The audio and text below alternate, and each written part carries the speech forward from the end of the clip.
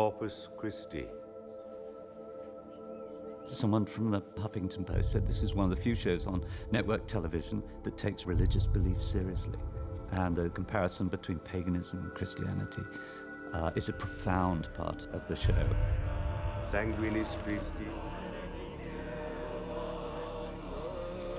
Sanguinis Christi. The pagan belief system is unlike anything Christians have. It's all connected with nature.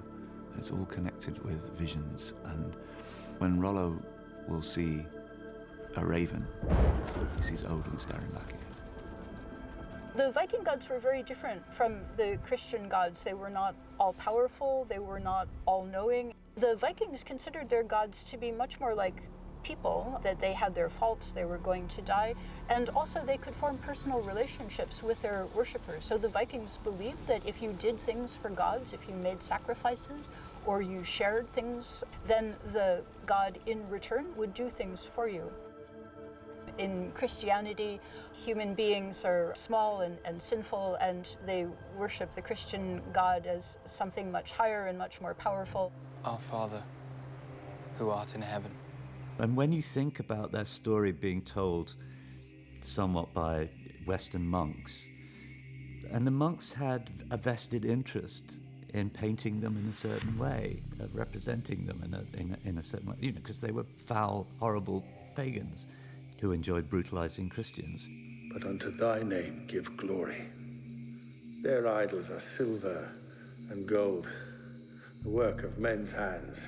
It's easy to say that they were anti-Christian and they engaged in these attacks on Christian sites because out of animosity. But the fact is, in the early Middle Ages, in countries which had comparatively few towns, the main concentrations of economic wealth were ones that had grown up around powerful churches, churches that acquired vast estates and had tenants living on them. It was really any undefended sources of wealth, so certainly churches and monasteries were very good targets, and the Vikings could get to them very easily. So essentially any undefended population that had some money could find itself the target of a Viking attack. And they were not attempting to attack Christian targets for their own sake. They were attempting to acquire movable goods, wealth, and wealth attached to these churches. O Lord, hear my prayer.